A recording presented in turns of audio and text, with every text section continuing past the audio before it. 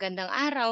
Ngayon ay tatalakayin natin ang kwentong Ang Diyos na Walang Kamay Part 3. Sa solid na estado, ginawa ng Diyos ang mga butil na magkakadikit na halos imposibleng maghiwalay. Bumuo sila ng isang katawan na hindi mababago ang hugis maliban kung ito ay ginamitan ng pwersa. Kung ang isang piraso ay naputol, ang mga particle ay magkakadikit pa rin.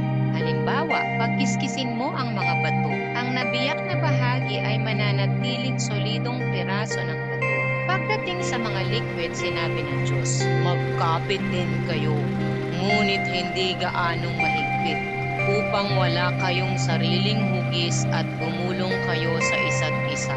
Sa gayoy dadaloy kayo at kakalat na pupuno sa bawat luwang at bawat siwang sa inyong landas. Itutulak kayo pababa at patagilid, ngunit hindi paitaas. Iyon ang dahilan kung bakit kahit na maaari nating ilagay ang ating mga kamay sa tubig, hindi natin ito mailalagay sa loob ng isang bato.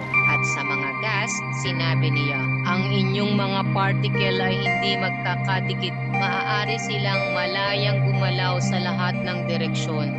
Ngunit dahil ang mga particle ay magkakaibang individual, hindi sila naging solid, liquid o gas ng sabay-sabay. Dahil sa temperatura, ang ilan ay nanatiling solid, ang ilan ay nanatiling liquid at ang iba ay naging gas.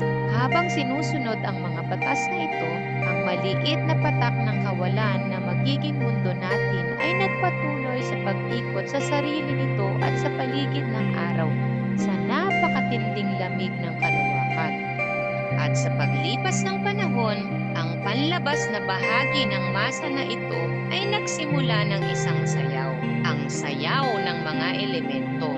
Ang mga particle na nasa pinakalabas na gilid ay naging malamig at lumiit. Nagdikit-dikit sila at nagmadali silang pumunta sa mundo. Ngunit nang mapalapit na sila sa mas mainit na bahagi, nag-init sila at umakyat muli. Tulad ng maliliit na anghel, dinala nila ang isang balde ng mainit na nagniningas na karbon sa kalawakan at pagkatapos ay bumalik na may dalang yelo. Napakaganda nito at gaano kasimple. Kung naiinitan ka, lumalawak ka at habang lumalawak ka, nagiging mas magaan ka at pumailan lang pataas tulad ng mga bula ng hangin sa tubig. Ngunit kung ikaw ay lumamig, ikaw ay lumiliit at nahuhulog tulad ng isang butil ng buhangin na lumulubog sa ilalim ng isang lawa. Dahil sa batas na ito, unti-unting nagbago ang mundo mula sa isang bola ng apoy tungo sa mundong kilala natin. Ito ang batas na sinusunod ng maliliit na particle habang sumasayaw sila ng kanilang sayaw. Ang mga particle ay masyadong maliliit upang makita o kahit naisipin, ngunit sapat na marami upang gumawa ng mundo. Sa daan-daan, libo-libo, milyon-milyong taon, ang sayaw na ito ay nagpatuloy. Sa wakas, humupa ang mga particle na parang mga napagod na mananayaw.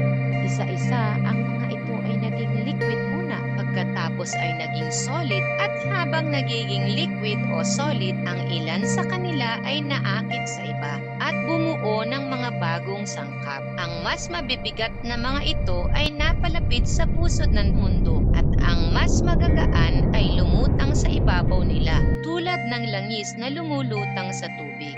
Nabuo ang isang makapal na balat, katulad ng balat na nabubuo sa gatas kapag ito ay napanis at iniwang lumamig. Tila ang mundo ay nagkaroon na ng hugis, ngunit ang mga elemento sa loob ng balat ay napakainit pa rin. Pakiramdam nila ay nakulong sila. Gusto nilang makalabas.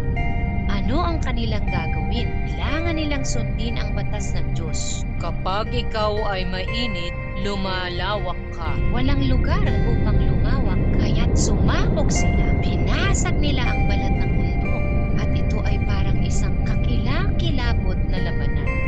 Ang tubig na nabuo sa ibabaw ay agad na naging vapor at pumaitaas habang lumabas ang mainit na bagay mula sa mundo. Mayroon ding mga amo, isang belo ng mga ulap ang iniladlad upang takpan ng mundo upang walang makakita kung ano Sa wakas, natigil din ang labanan. Habang ang lahat ay lumalamig, mas marami pang mga gas ang naging liquid at mas marami pang mga liquid ang naging solid. Ang mismong mundo ay lumiit at nagkaroon ng mga kulubot tulad ng isang matandang mansanas na naiwan sa isang aparador. Ang mga kulubot ay ang mga bundok at ang mga hukay ay ang mga karagatan. Habang ang mga bato ay lumamig, ang tubig ay muling bumalik sa mundo at umulan ng umulan. At ang tubig bilang liquid ay pinuno ang bawat hukay at pitak na nakita sa kanilang daan. Kaya't nabuo ang mga karagatan.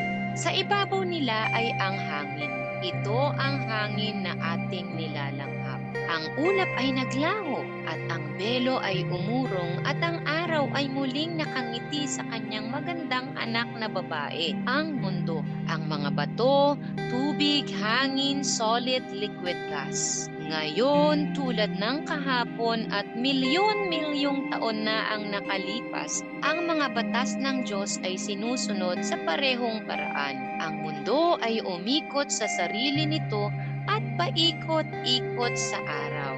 At ngayon, tulad ng milyon-milyong taon na ang nakalipas, ang daigdig at lahat ng mga elemento at compounds na bumubuo nito habang tinutupad nila ang kanilang mga tungkulin ay pabulong na nagsasabi ng sabay-sabay, Panginoon, maganap na ang iyong kalooban. Kami ay sumusunod. At diyan nagtatapos ang kwentong Ang Diyos na Walang Kamay Part 3.